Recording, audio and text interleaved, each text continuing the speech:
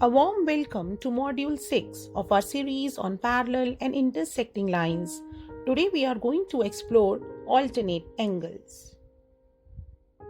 In our journey this far, we have discovered that when two lines are intersected by a transversal, four interesting angle pairs are formed and their twin copy exists at the other point of intersection. These angles are located on the same side of transversal as well as the parallel lines, hence the name corresponding angles. Let us uncover more magical angles by decoding their location as well. Imagine the two parallel lines like railway tracks. The region between the tracks, the space where the train runs, is what we call the interior. And the space outside the tracks is the exterior of the parallel lines. Let us take a moment to closely examine the interior of these lines. Can you count the angle pairs that lie within the interior region of these parallel lines? As we can observe, there are four angles. If we group them, we've got two angle pairs.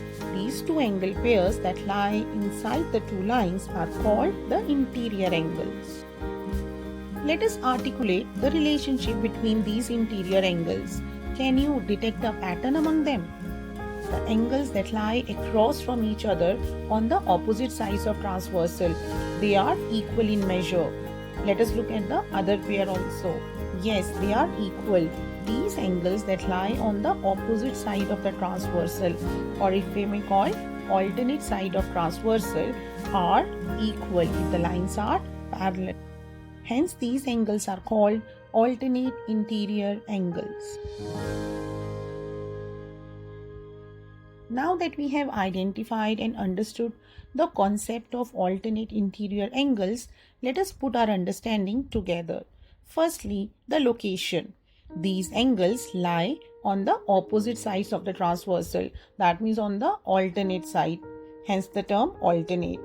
And they also lie in the interior or inside the two lines, hence the term interior. So these angles are alternate interior angles, and point 2 is that they are equal if these lines are parallel.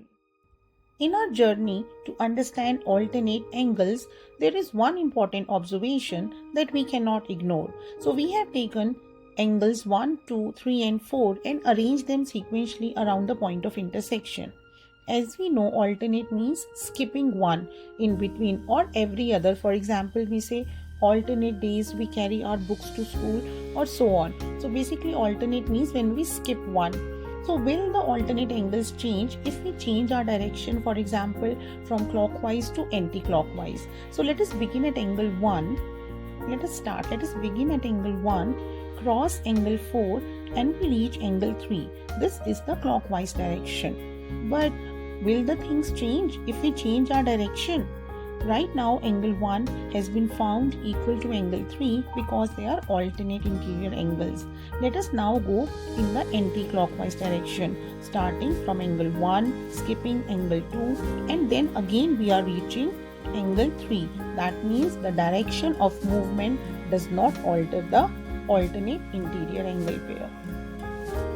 As long as you skip an angle and land on the opposite side of the transversal, you have got your alternate interior angle pair. Observe the interior of these parallel lines and identify the angle that is alternate to angle A.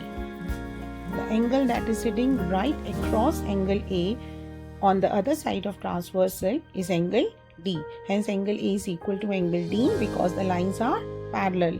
Can you identify the other pair? Observe closely. The angle that is sitting right opposite angle B is angle C. So we have two angle pairs. Now here is the important observation.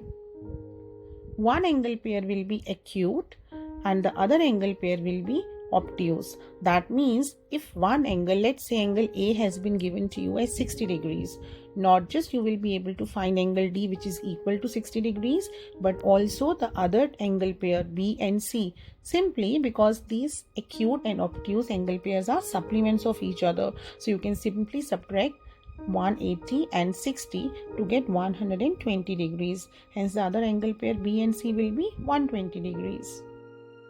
Observe the demonstration on the screen. See how corresponding angles are equal in measure, and when we rotate the angle to the opposite side, it fits perfectly or aligns exactly. Why? Because they are vertical angles, and this makes our alternate interior angles also equal. We tried it for obtuse, now we'll run the check for the acute, and the relationship holds true for acute as well.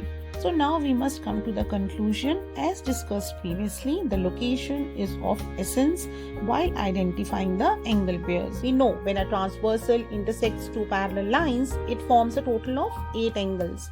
So what about the remaining 4 angles? They lie in the outside or the exterior of the parallel lines, and the same relationship we discovered for interior angles also holds true for their exterior counterparts. Take a moment to observe the demonstration. See how corresponding angles are equal, and the same repetition of vertical angles make the alternate exterior angles also equal. So we have one obtuse pair and one acute pair. Now can you answer this question? Where do the alternate exterior angles lie? They lie in the exterior of the two lines. And with respect to the transversal, they definitely lie on the opposite or the alternate side. If the lines are parallel, then these alternate exterior angles are also equal. Observe the figure on the screen. Can you identify the 4 exterior angles? Yes, angle 1, 2, 3 and 4 are exterior angles. Observe angle 1 carefully. If we skip or alternate angle 2, which is the angle that is alternate exterior to angle 1? Correct, it is angle 3. Similarly, if we start from angle 2, we can simply cross angle 3 and angle 1, which are on the either side of angle 2, and then we will have the alternate exterior angle of angle 2, that is angle 4, and they are equal simply because the two lines are parallel. And again, one important observation: one pair is obtuse and the other pair is acute. Here we have been provided with one angle and we have to find the 7 missing angles. Let us use the concept of alternate interior and exterior angles to magically find the remaining 7 angles. Can you identify the alternate interior angle to the given one? Correct, it is sitting right across it on the other side of transversal. So 2 angles are there. And now let us use the concept of vertically opposite. Can you identify the angle that is alternate exterior to this 110 degrees? Yes, you can. You can identify it is sitting right across the transversal. Now that we have found 4 angles which are obtuse, the remaining 4 we know where they are placed, and what is the measure of those angles? They are going to be supplement of these obtuse angles. Hence those angles are 70 degrees and they are placed right across each other. We know the reason. You can use any reason from vertically opposite to linear pair to corresponding angles. So see how magically we were able to find the 7 missing angles just by using the concept of alternate interior and exterior angles. Stay in the video till the end to dive into the rapid fire round and show off your math skills. I am now leaving you with questions that will challenge your understanding.